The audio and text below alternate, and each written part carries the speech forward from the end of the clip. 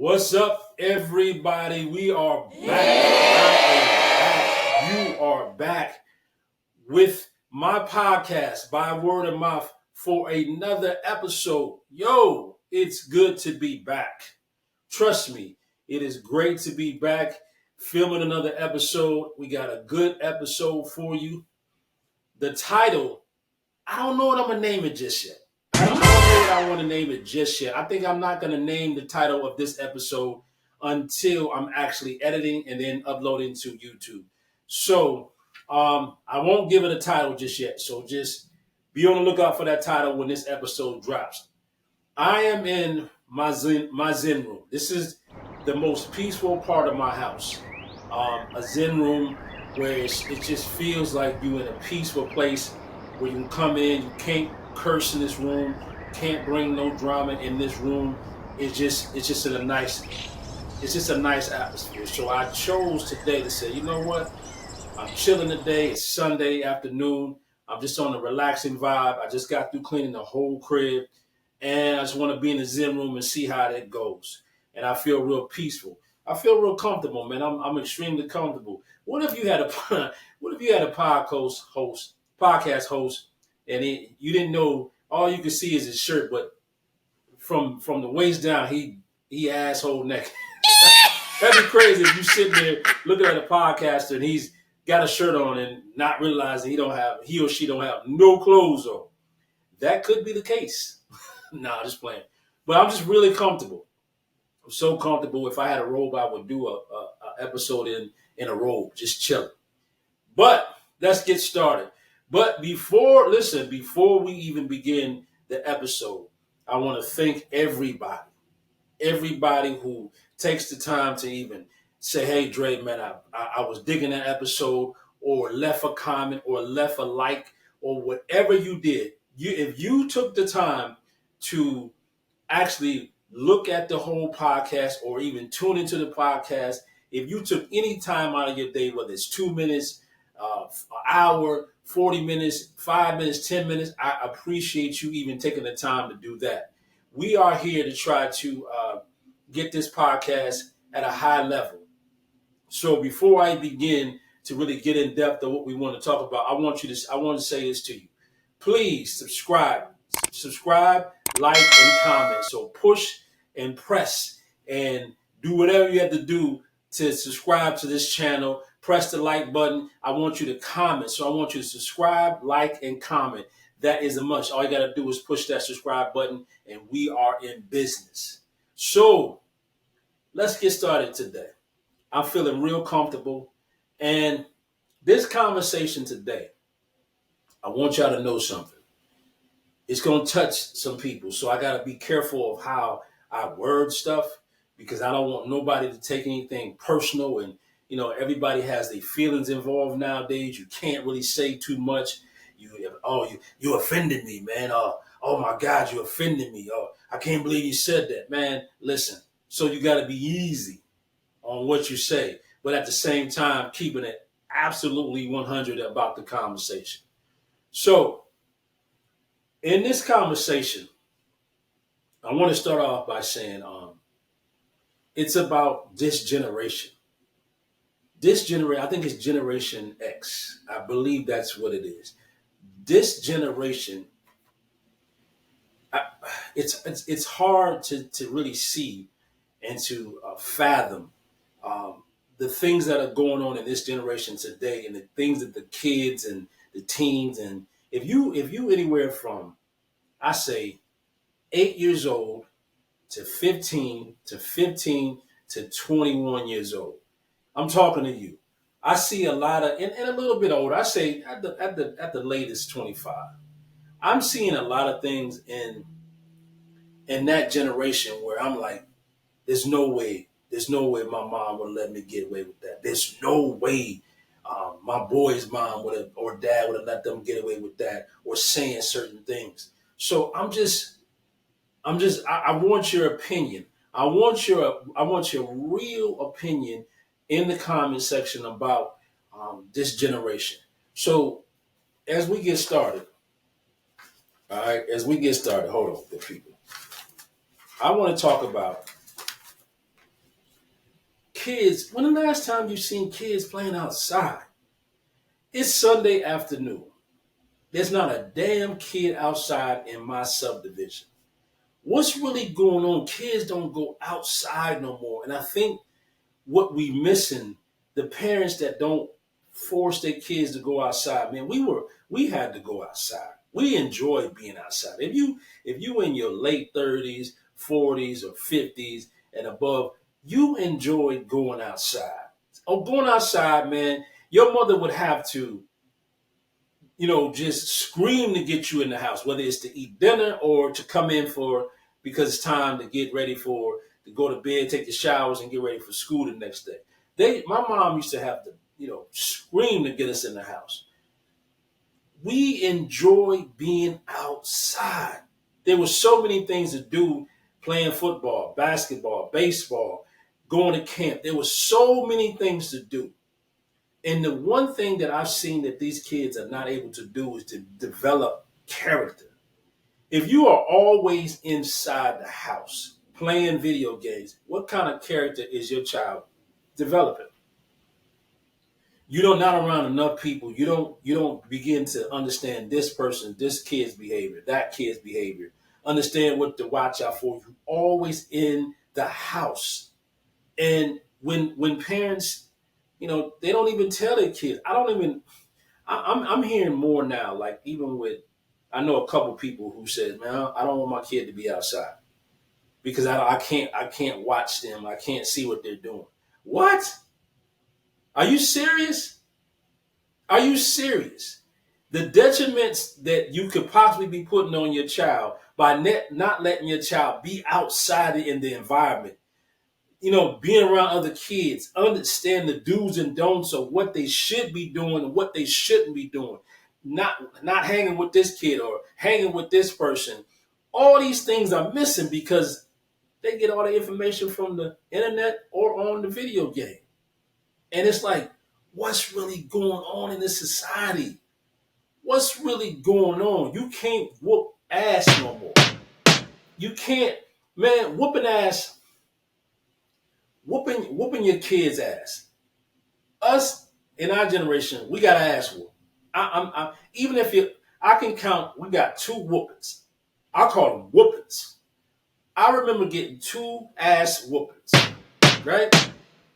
And when you got that ass whooping, that's what it was. It wasn't no, I'm going to call 911 and report my parent. No, you got your ass whooping. You sat down and you dealt with that ass whooping. Bottom line, some people had their window open and they heard their parents whooping that ass. But now you can't do nothing to these kids out here. You can't even talk a certain way to these kids because they feel so entitled. A lot of these kids feel so entitled to everything that they think they're entitled to. Whether it's in how they talk to a parent, or how they talk to their teachers, where they're going, how they're going to do it, whatever. These kids feel entitled. And the parents, y'all hands are tied. These parents' hands are tied to what they can do, how they can discipline their own children. Do you hear what I'm saying to you? If your child said something to you crazy, a majority of you are bound by what you can do, because if you do what was necessary, or you do what was did to you as a child growing up, your ass might be in jail. You can't even discipline or discipline your child because you are bound by some things that's going on where it's like, you can't do that. You shouldn't do that. Hell no, I'm reporting you. Having somebody come in your home and saying you abuse your child when it's just an ass whooping. Because to be frank, a lot of these kids need an old-fashioned ass whooping. Yeah, you heard me, an old-fashioned one where you anticipate that ass whooping. Now, there was times when you knew you was going to get an ass whooping. So that whole anticipation of your ass getting whooped was enough to scare you straight. But to have the anticipating of your mom or your dad coming home and they getting ready and they getting settled before they whoop your ass. Because that's how it goes. Sometimes they would delay the process or make you think that it wasn't going to happen. And then they hit you with, okay, come out of them clothes. Because my mother whooped me and my brother's ass a couple of times in just our drawers. And that's what it was. But these kids now, they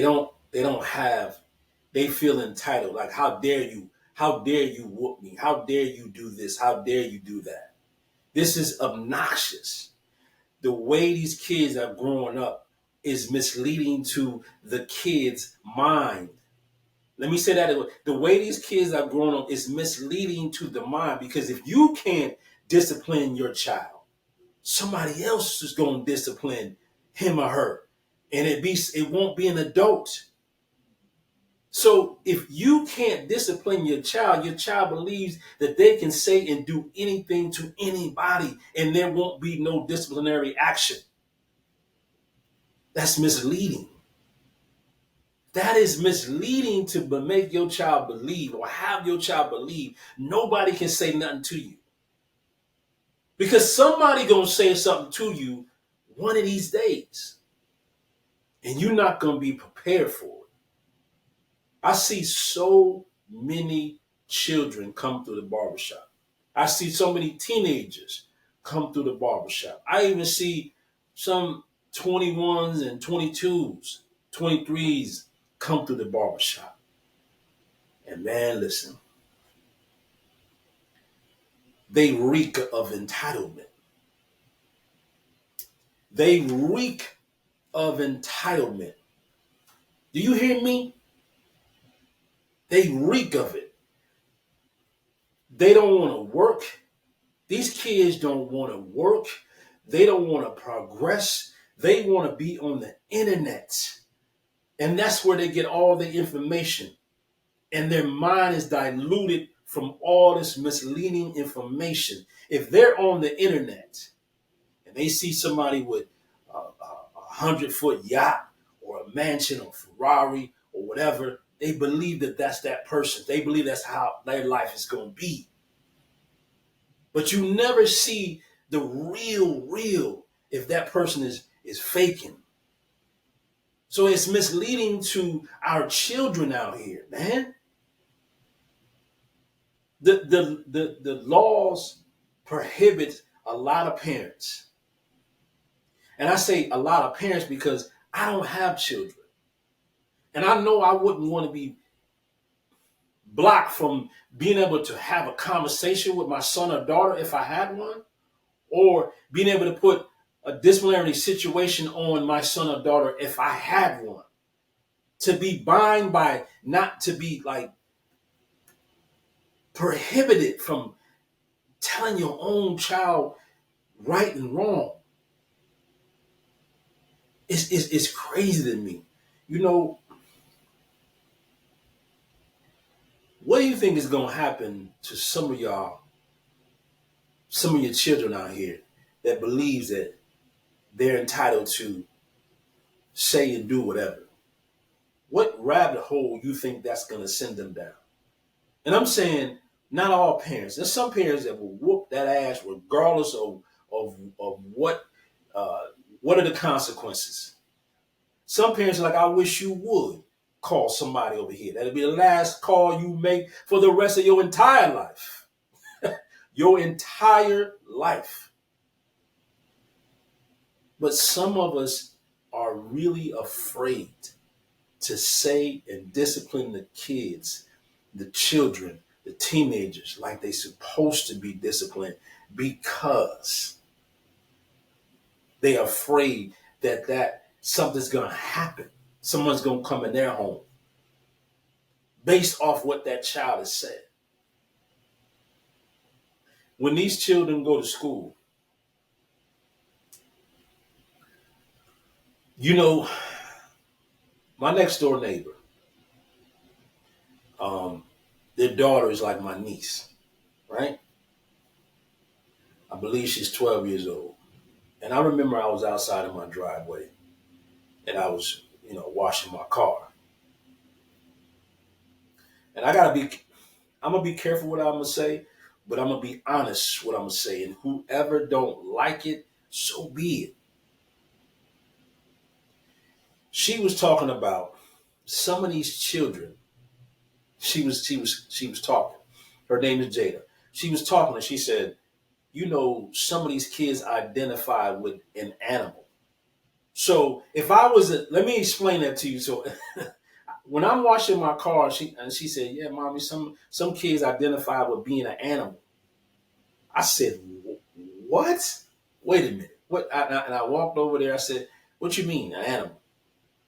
Well, instead of calling that child by his or her name, they may be considered a bear or a wolf, and they act like a wolf and they act like a bear, or they may growl or whatever.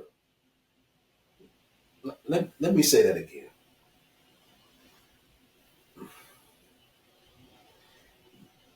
Your child identifies with being an animal, and everybody makes it seem like that's okay. Where in the world is that okay? Where? I want my if I have a child, I want my child to identify with who he or she is, a person, not no animal. I'm not an animal. I'm not raising no animal.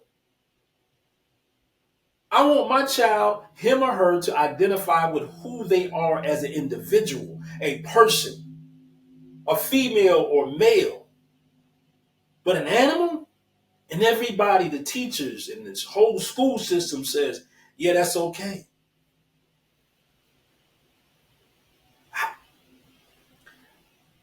If that's okay at every level of grade that child is in, by the time they get ready to go to college, they're no longer a human being no more. If we make it acceptable for a child to say, I identify with being a pigeon, I don't know, or being a lamb, and not no longer talking no more in class, just making lamb noises, bah, bah, whatever. What? This is what this is what this is what my niece is talking about. This is what's going on in school because the teachers have no longer have no they have no real input because the teachers are blind. They can't say nothing. So if the teachers can't say nothing and the parents can't say nothing, who the hell can say anything? Nobody. So if nobody's saying nothing, what's happening? Who's helping develop these kids? They can't develop themselves. Who is helping develop these kids if they identify with being an animal? And nobody's saying, wait a minute, that's a little strange. But everybody's making it acceptable because nobody wants to get involved and accept. No, how is that going to be beneficial for you in your life? How is that going to help you through college? How is that going to help you on an interview? How is that going to help you meet people and network with people? How is you identify with being an animal going to help you in life? We deal with animals and people completely different. Some of us. Some of us. And I'm going to be honest with you. That's an entitlement. That child feels entitled to, no, you don't call me Jimmy. You don't call me Susan. I'm a pelican. I'm a pelican. I'm an alligator. What are we doing, man? We're so far removed from what it was to be raised by parents. Your parents have every right to have total control over how they were raising you. Total control. I remember one time, I'm going to tell y'all this story. I remember one time.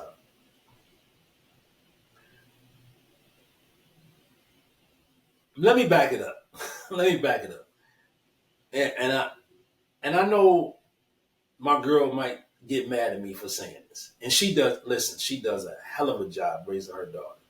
Both of her daughters. She does a hell of a job. So let me say that first before she get mad. I remember her, I remember being in her house and hearing her youngest daughter say, my girl called her youngest daughter and she said, "What, Mom? What?" And I just cringed because I couldn't even imagine saying that to anybody that was grown in my family. I remember one time I said, "What?" And she said, "What did you say? Who who you talking to?" That's what my mama said. What? Who you talking to? There's a cutoff point. You don't say that word to me. That's not what you say.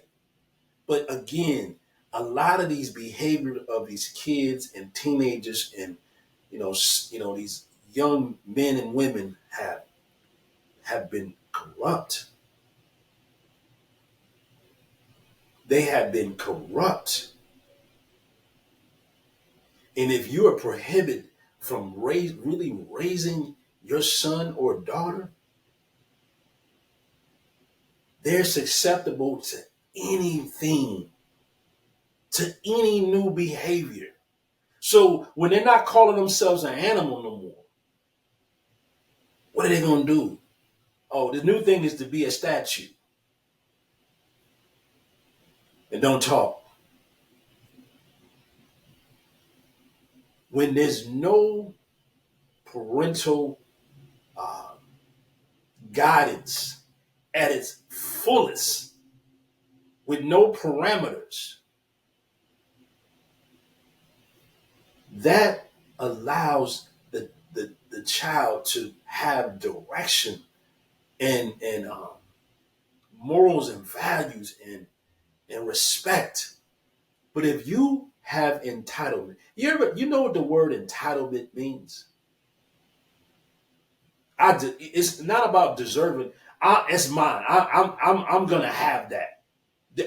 You can't tell me no. Rich people. There's a lot of people who grew up rich that have a sense of entitlement because they never had to work for nothing. So if your child has a sense of entitlement, you've lost. You've lost as a parent. You've lost as a parent. And I know some people may say, uh, that may not be true. Yeah, that's true. Because if just imagine this scenario. If you call yourself disciplining your child and gave them a whooping, let's call it what it is. Ass whooping. I'm not talking about beating them, ass whooping. And that child felt the way about what you did and went and called somebody and told somebody, I guarantee you they will be at your house. Probably trying to take the child away from you or take your ass to jail. Now, when in the world have you ever seen that happen? Unless that child was being physically abused and physically harmed at another, I'm not talking about a spanking. I'm talking about a physical abuse. I can understand that. But when we were growing up, has anybody come to your parents' house because you done told somebody you got an ass whooping? Man, please. Somebody will be clapping. Well, what was you doing? Now, it ain't going to happen. It ain't going to happen. You can only do so much. The teachers can only say, so all the people that's guiding these children along their path to make sure they don't go out of bounds. The kids, everybody that keeps the kids in a line where you know what I'm saying? You got the parent, You got the parents, you got the relatives, you got the teachers, you got the, let's say you got your church, let's say you got all these people, you got mentors to keep that child, those children from going out of bounds. Now, the people that keeps the kids from going out of bounds, they can't. They're pushed out the way. No, you can't do that. So if the child strays to the left, nobody can put them back in on the path. If they stray to the right, nobody can put them on the path, back on the path. Because they entitled, you can't say nothing to these children. You can't say nothing to this generation. You can't say nothing to this generation. So what are we raising? Yeah, I don't say everybody don't fit this mold. There are some brilliant young kids in this generation. But there's a whole lot more of kids that are so out of bounds, and nobody's in the vicinity to push them back into the road and the journey that they're supposed to be in. And that's, what are we doing? What in the far-fick Newton are we doing? You know, 2 weeks ago, I got two close friends that's cops. And I always ask them when they come in the shop, man, what's going on the streets? 11-year-old boy at football practice had a disagreement for something over some potato chips. Some damn potato chips. Went in his mother's car, got in the glove compartment, and shot the two kids over some damn potato chips. Nah, y'all don't hear me. Y'all don't hear me. An 11-year-old boy decided that he needed to go at another level. He needed to take somebody out over some Pringles, some Doritos, some Lay's. Do you hear what I'm saying to you? Something's wrong with that. That his mind process, this is what I'm going to do. And that comes from the parenting. We're losing our children, man. We're losing our children. We're losing our teens.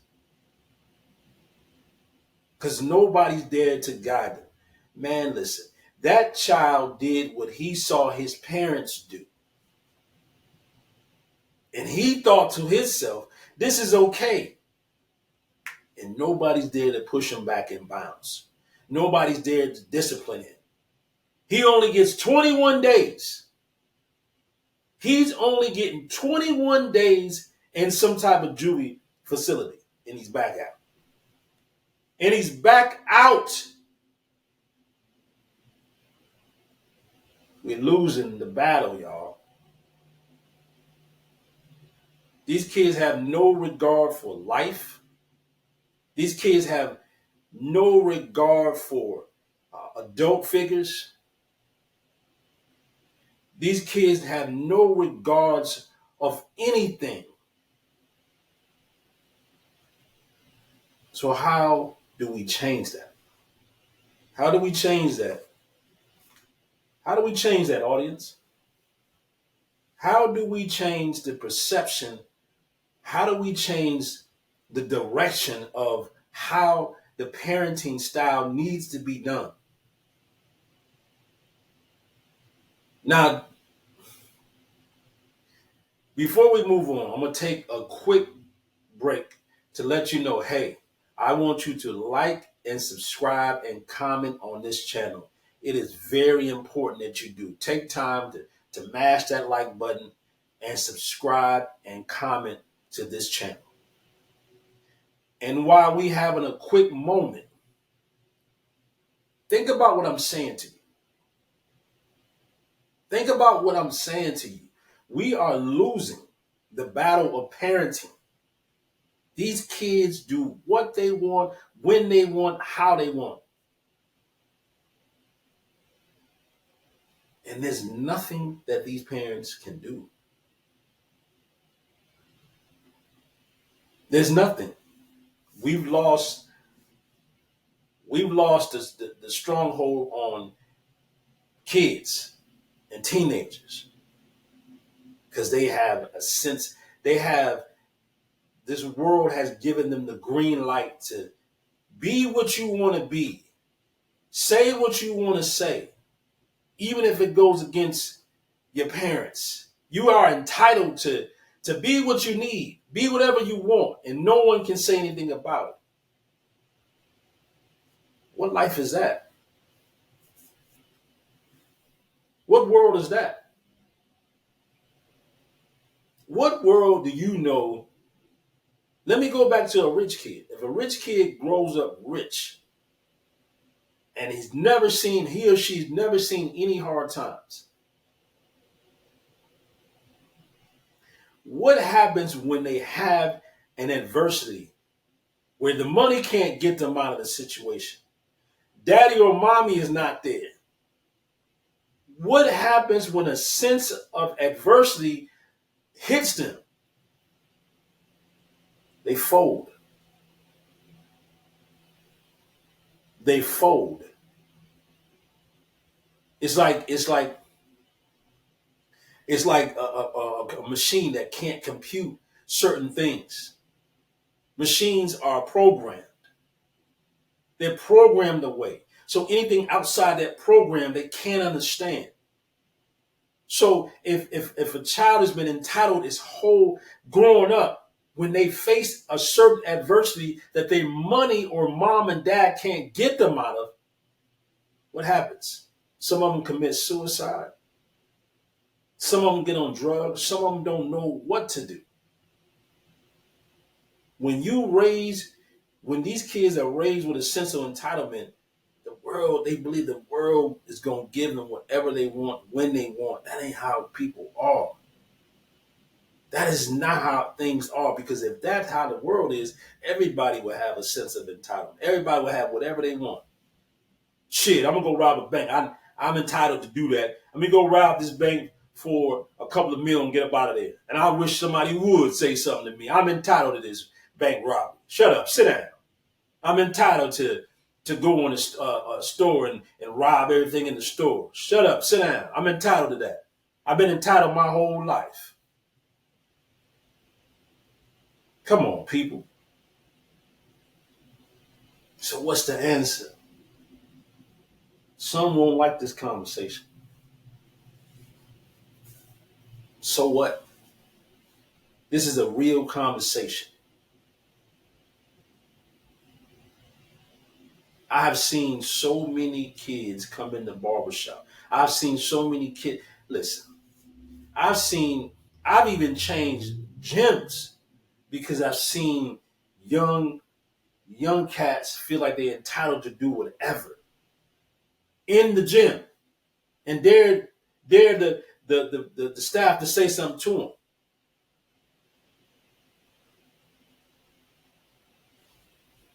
You ask yourself this one question. No, you ask yourself these several questions I'm gonna ask you.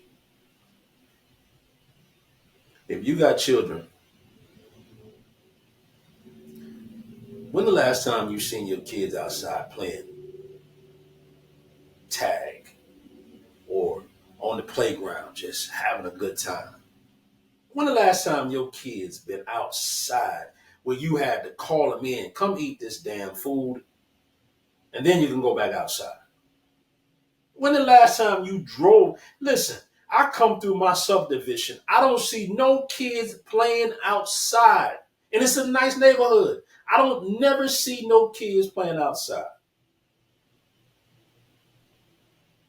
I remember I went back home to Michigan, like it was 2 years, almost 2 years ago.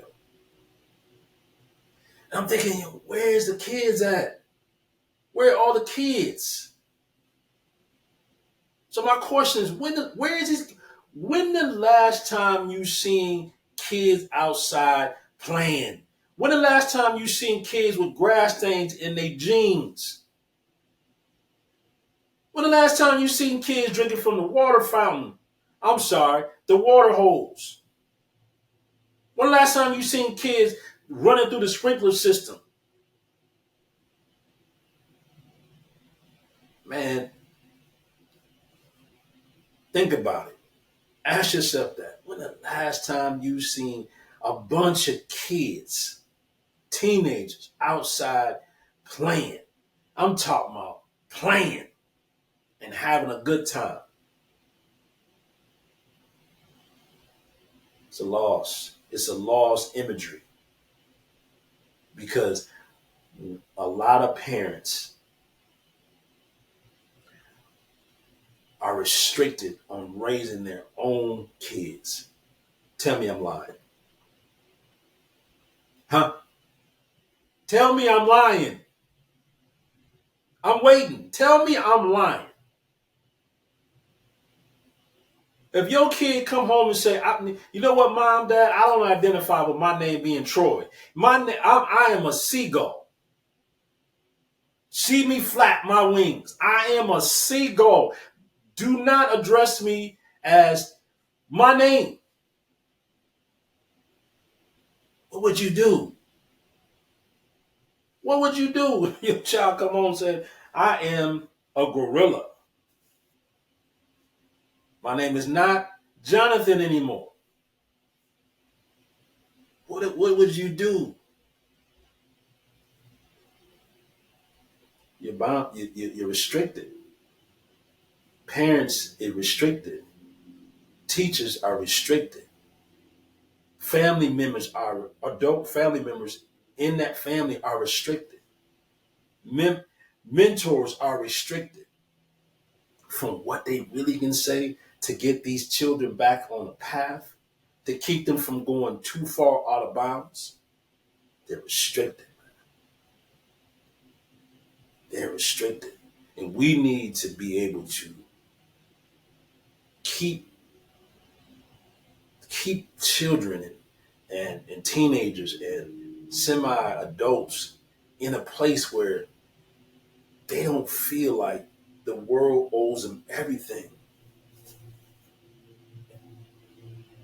But if you can't discipline your own children, or you can't have a detailed, harsh conversation, a hard conversation about your children's actions at school or with other children or how they talk to adults, if you can't have that harsh conversation,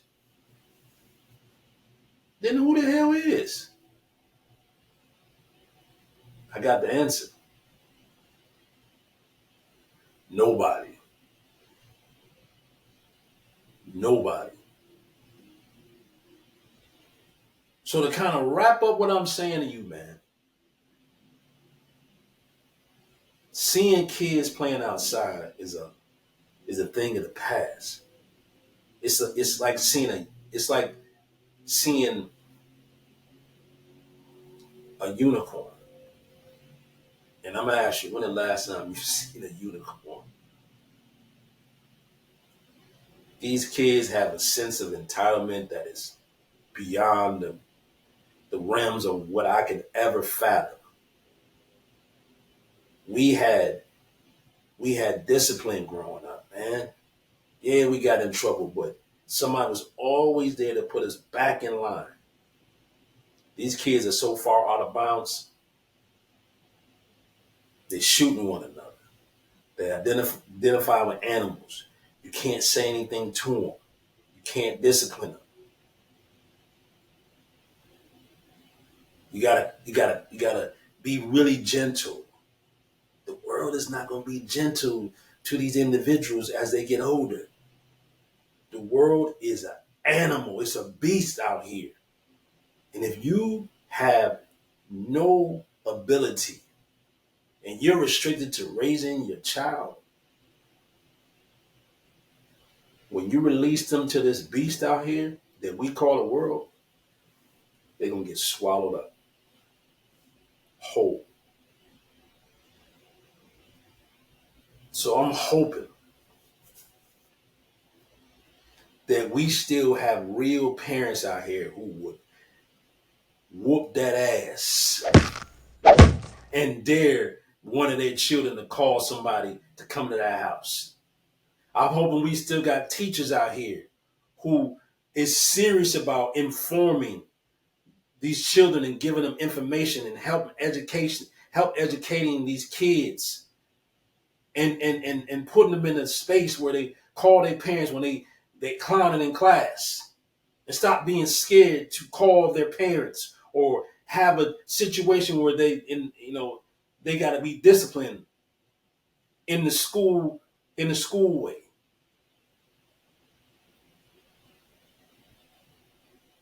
I'm hoping we still have mentors out here who I don't care.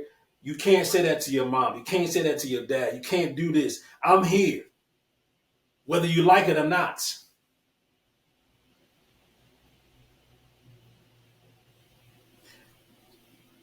Lastly, on this topic, I want to discuss this real quick. I got another friend of mine. Um, Her son, I just started. I was training her and her son, and I started cutting her son's hair. Her son is like, I think he's in the fifth or sixth grade. Real smooth, cool young brother. Young little cat, got a maturity about himself. But he was going to school and he was liking this girl. And the girl was liking him. But the girl got the young girl, the little girl got emotional issues to the point where they started stressing the young cat out. So he in his feelings at in fifth or sixth grade. Some young girl got him in his feelings that young. And I told him, I said, man, you need to just be a kid. Allow yourself to be a kid. There's no way you should be that deep in your feelings about anybody besides your mother and your father and your relatives. It's okay to like girls, but not where it's damaging your journey. Not with the point where you can't think about your schoolwork. So I had that conversation with him, man. And everybody, every young boy and even young girls need some type of mentor outside of their parents and their family structure. Because sometimes what the parent is saying to the kid, they may not listen to, but sometimes outside of the parent, I mean the family structure, the young girl or the young boy will listen to, because it ain't coming from mommy and dad. It's coming from somebody who they respect, and they just want to hear a different perspective, and that different perspective sometimes breaks through. So keep trying to raise these kids. Keep trying to be a village to these kids. Don't stop being mentors, women or men. We gotta change the narrative of what is happening with this generation and help them lose the sense of entitlement, because the world don't give a damn what you think you want. That's real, real conversation. So I want y'all to like, subscribe, and comment on these kids and their sense of entitlement, and parents not being able to really parent like they should parent, and teachers not being able to teach, and being these kids, faces, and trying to educate them and give them knowledge, and just understanding that. What is your comment? Put your comments in there. This is serious out here. I see it all the time. So like, subscribe, and comment. Press the like buttons. Comment on this topic. If you're a parent, are you scared to discipline your kids? Put that in the comments. Let's get a real perspective broadly about parents and what they feel like. Do y'all feel like y'all restricted on what you can do with your children and what you can say? Teachers, if you're a teacher, do you feel like you can't say much? If the kid acts up in school, you can't do much. Like, subscribe, and comment. I would surely appreciate that. So moving on, we're gonna take. I'm gonna give you the scent of the day. Actually, it's gonna be scents of the day, real quick. The scents. I want to say I'm looking at one, but it's two. The scents of the day. It's number one is Cocktail Intense. Man, listen, you put this on, people will come out the woodwork. This smell has cognac in it, has some other, I don't have the notes with me, but this right here lasts all day long. Cocktail Intense. It is a clone of Angel Share by Killian's. And if you know anything about Angel Share, that bottle costs $400. Aww. You can slip this in your wallet, in your pocket for about $50. And this is crazy. Cocktail Intense. This is great. And last but not least, my girl likes this. I used to like this, but it's too many people walking around here smelling like Baccarat Rouge 540. I'm tired of smelling everybody smelling like either the fake Baccarat Rouge or Baccarat Rouge 540 itself. I don't like to smell like everybody. I'm so tired of that smell, so I rarely wear this. This is Al Harriman Oud Ruby Edition. This is probably the closest clone you're going to have to Baccarat. And this smells really great. All the notes that you probably have in Baccarat is in this Ruby Rouge Edition by Al Harriman. Al Harriman. This is the Ruby Edition. This is great. This will last you about 8 hours. My girl loves this. So moving on. Lattafa fragrances. You guys are going to give me a contract. I'm telling y'all, because I'm always putting y'all on the map. Lattafa, let me say this to you quickly.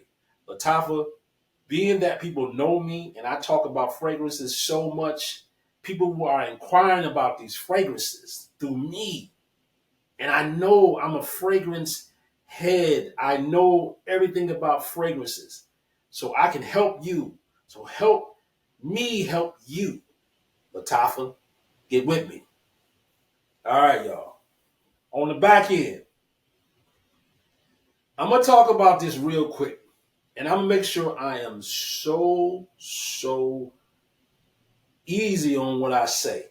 All right? I'm going to be real easy on what I say, but it's the truth. And I'm going to start off by saying this. I love dogs.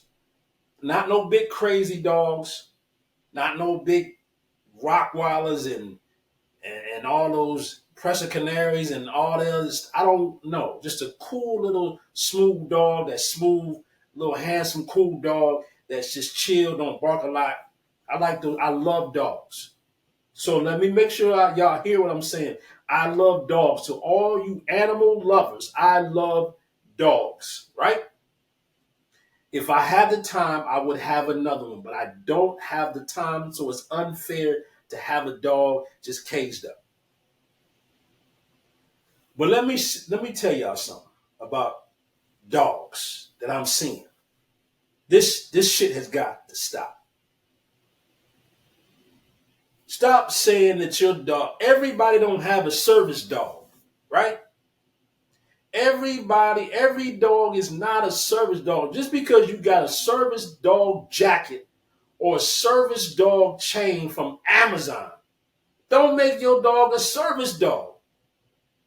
If you are hearing impaired, if you're seeing impaired, or you have something that you have to have that dog, or you have seizures or something, and your dog is there, that's a service dog. Service dogs act a certain way. They're paying attention to their owners because they're there for their owners. They're providing a service for their owners. But stop bringing your dogs into the restaurant saying it's a service dog. Man, listen, I don't want to go, I'm going to say this again so y'all understand this. Don't try to twist this, what I'm saying. I am tired of going to restaurants. I'm talking about nice restaurants. And somebody's trying to bring their dog in and saying it's a service dog. I don't want to be in a 5-star restaurant, 4-star restaurant, in a nice ambiance with my lady, and your dog is under the table barking. That's not an enjoyable evening for me or for my lady. Stop it. Stop it. Again, I love dogs. But when have we made it, when have this thing changed where I'm in the grocery store and there's a big Great Dane walking in the grocery store like, yeah, brother, I'm here. So what? What you gonna do? Come on, man. That's not a service dog. So people have gotten the word that you can say you have a service dog and you can get away with it because nobody wants to be canceled. No owner wants to say, hey, I don't want my other customers to be uncomfortable about your dog. There's no owners that want to go through that trying to worry about being canceled or having bad stars or bad reviews because that person felt a certain way about their dog. How's a small Pomeranian your service dog? Come on, people. What about so what's next? So at no point in time you in a restaurant, just imagine this. I'm gonna set the mood for y'all. Imagine you taking your man out or your lady out. Y'all going to a beautiful restaurant. Y'all got your clothes on, smelling all good, smelling like Latifah colognes, smelling good, and y'all just having a great, y'all just want to have a great time. You get seated into this beautiful, nice table or booth that you paying an arm and a leg for dinner, and then next to you, somebody got the barking dog or somebody's dog is next to you. How do you feel if it's not a service dog for real? If you know that ain't a service dog, if you know for a fact that that person can see with their eyes, they don't have nothing going on. They just want that dog there. How do you feel? How do you feel? See, people are forgetting. That's invasive. Like everybody's not comfortable with your dog. Everybody's not comfortable because you're comfortable with your dog. So you think just because you own a dog and you want your dog with you, everybody should be comfortable. That's not the case. There's too many situations after COVID, the pandemic that I've seen. I've been in restaurants where the dog was on the table and me and my lady had to move from that side. Like, what are we doing? If that's a legitimate service dog, I get it. I understand that. Now they got this thing where I need my dog with me for emotional support. I'm not one to tell you can't. But it's when is enough enough? Like if that's a legitimate service dog, I think they should do this. I think you should go to a place where you like you get your license and you have to prove that that dog is an actual service dog for you. What does that dog provide? And there should be a panel of people to decide, is this dog, does this need to be a real service dog? unless you are hearing impaired, have epilepsy, or have seizures, or you're seeing impaired, or you just there's some other elements that I'm missing. I understand that. But just to have your dog with you, just to have your dog because you know nobody's gonna stop you. What we doing this at, y'all? I'm seeing this all the time. The privilege of people saying, I don't want to get canceled, so come on in with your dog. Have some backbone, owners. My man Chuck, who we had a customer come in that wanted to have his dog in his lap while he get a haircut. What? It's against the regulations. The barber board regulations. You can't cross-contaminate animals and hair and all this other stuff. It's in the barber regulations. And the dude had a fit. He called the police. Come on, y'all. Come on, people. What is this turning into? What is this turning into? So if somebody say, you know what? I got a pet snake. It's my emotional. It makes me emotionally okay to be around. I need the snake to be with me, wherever I'm going. So if you see a person in the restaurant with a snake around his neck, how you feeling? It was a service snake. It's a service snake. Some people won't like what I'm saying, but if you wasn't a dog owner and you knew that that wasn't a real service dog, how would you feel? 5 years ago, this wasn't happening. People wasn't bringing their dog in the restaurant and nobody saying nothing. 5 years ago, nobody was doing this. People, come on, man. I love dogs. But I want to be in a place where, unless it's a real service dog, I don't want to be in a restaurant or any place where you got your animal. If you're, and I'm saying this again, I have to be repetitive with this, unless you're hearing impaired, visually impaired, you have seizures or whatever those things that fall under that umbrella that you need a service dog. I applaud you that dog can provide a service for you. But y'all not fooling me. No dog this big is servicing you. People don't understand. A service dog acts different than a normal dog that's not a service dog. A service dog is paying attention to the owner. If everything's all right, when they move, they move. They're not looking around. They're not barking and doing all that stuff. Service dogs don't do that. They're there for their owner. They're trained to pay attention to their owner. If their owner is having an episode, do their owner need to get up? All these things. But when your dog is barking and on the table and wilding out, that's not a service dog. That's not a service dog. And if that's going on in these grocery stores, these restaurants, and all this stuff, come on, man, what's next? I need my parrot on my shoulder every time I go to the doctor's office. Or I need my pet Billy goat to come get a haircut with me. Come on, man. Come on. We have to have a setup for people and humans to be separate. In restaurants ain't that's not a comfortable situation for me. So my thing is, if I know you love your animals, but some of y'all are only doing this because you know no one's gonna say anything to you. So you're taking full advantage of saying, oh, my dog's a service dog. Don't have on no jacket, no papers, no nothing. We got to stop this, man.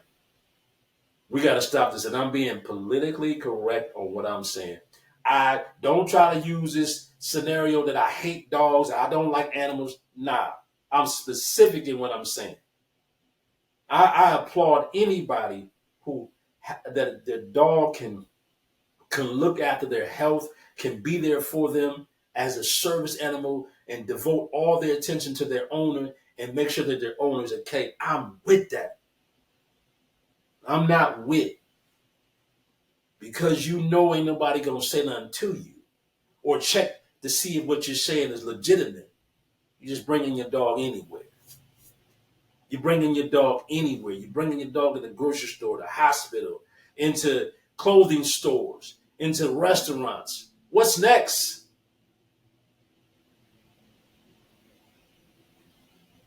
What's next, man? We let anything go now. Anything goes. And I'm not afraid to say that, man, because like I said, I love dogs. I love dogs. The little dog I had named Savage, he was a cool little cat, but I was at work all the time. It wasn't fair to him. And I keep telling my lady, when we live together, I want a dog. I want a little dog, a little cool little cat. So don't try to try to twist anything I'm saying. But we got to be able to be in spaces as human beings that don't conflict with animals.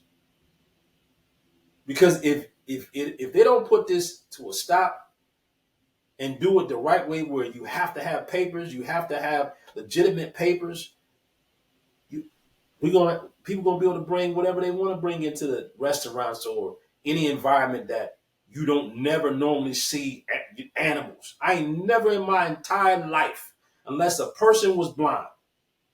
That's the only time I seen a service dog, is when a person was blind. The dog had a jacket on and they had like a little bar thing on top of where the owner can and control the dog. That's the only time I see an eye dog. You never seen no dogs in no grocery store walking around prancing like it's a full grown horse. Come on. Come on, man.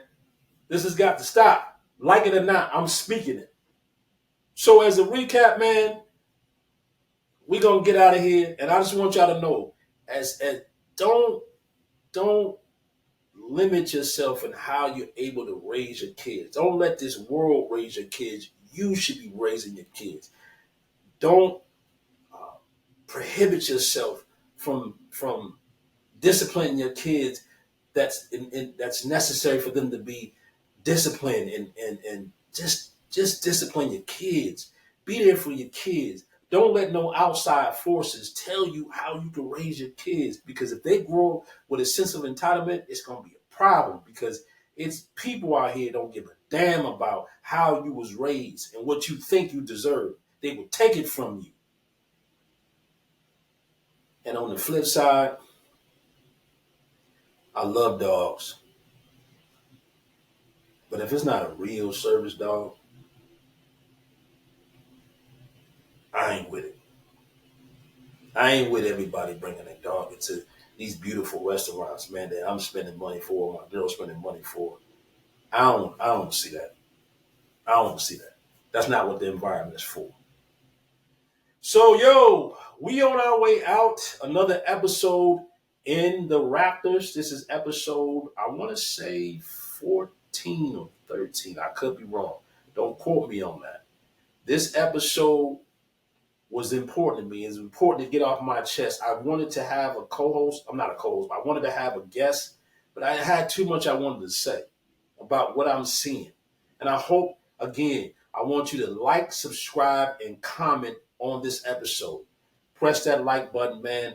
I appreciate everybody who's taking the time to enjoy the show, watch the show, view the show. We're trying to make this show keep elevating. I want 1,000 views before the end of the year. I want 1,000 views. So if I know you, I got over 1,700 people in my contacts.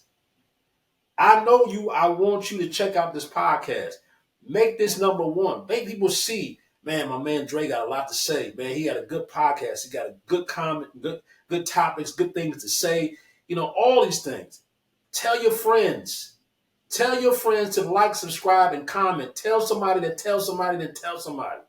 Because I got a lot to talk about. And a lot of things to show, and a lot of things to put out there to the good people. So I thank everybody. for enjoying and watching this show. You can go back to your regular scheduled program.